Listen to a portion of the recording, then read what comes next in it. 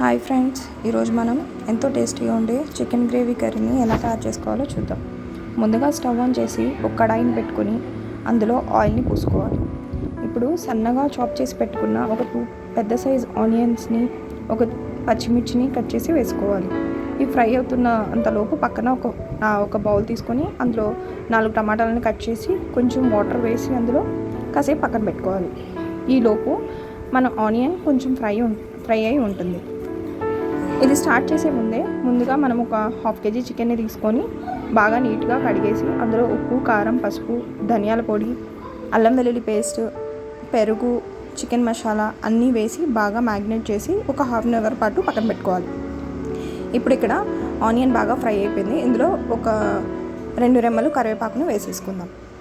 Onion బాగా fry అయిపోయిన తర్వాత లైట్ గోల్డెన్ బ్రౌన్ కలర్లోకి వచ్చిన తర్వాత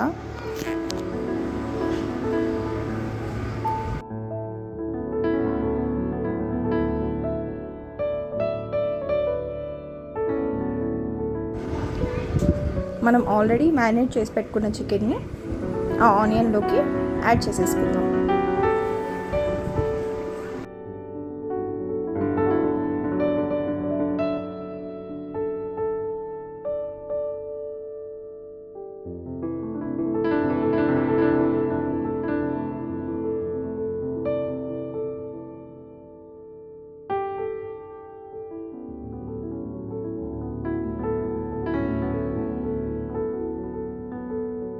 మొత్తం చికెన్ని ఆ ఆనియన్లోకి యాడ్ చేసేసుకోవాలి. అందులో ఉన్న గ్రేవీని కూడా అదే కడాయిలోకి వేసేసుకోవాలి.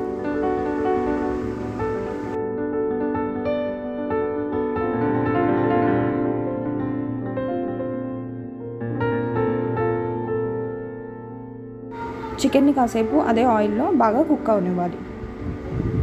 చికెన్ బాగా కుక్ అయిన తర్వాత ఆయిల్ కొంచెం పైకి వస్తున్న టైంలో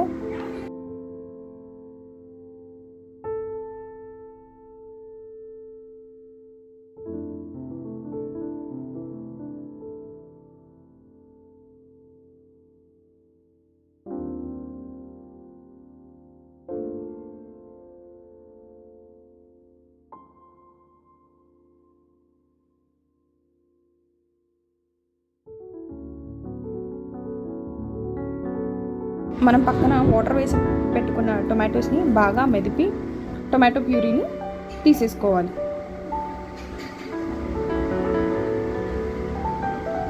ఇప్పుడు ఆ టొమాటో ప్యూరీని మన కుక్ అవుతున్న చికెన్లోకి యాడ్ చేసేసుకుందాం.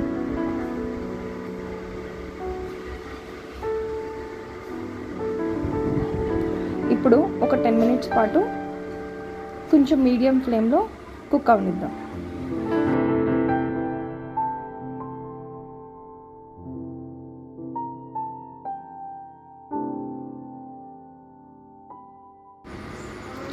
ఆ వాటర్ మొత్తం చికెన్ అబ్జర్వ్ చేసుకొని ఆయిల్ పైకి వెళ్తున్న టైంలో ఫ్రెష్గా కట్ చేసి పెట్టుకున్న కొరియాండర్ని యాడ్ చేసుకుందాం, కొత్తిమీరని యాడ్ చేసుకుందాం.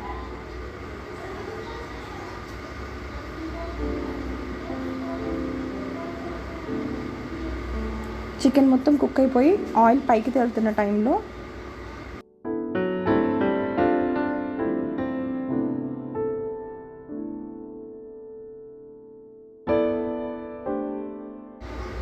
కొద్దిగా కసూరి మేతిని తీసుకొని పైనుంచి స్ప్రింకిల్ చేసుకుందాం.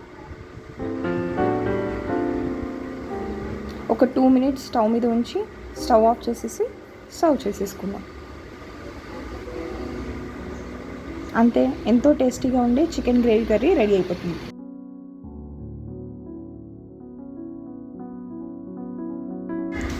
దీన్ని వేరొక బౌల్లో సర్వ్ చేసుకుందాం.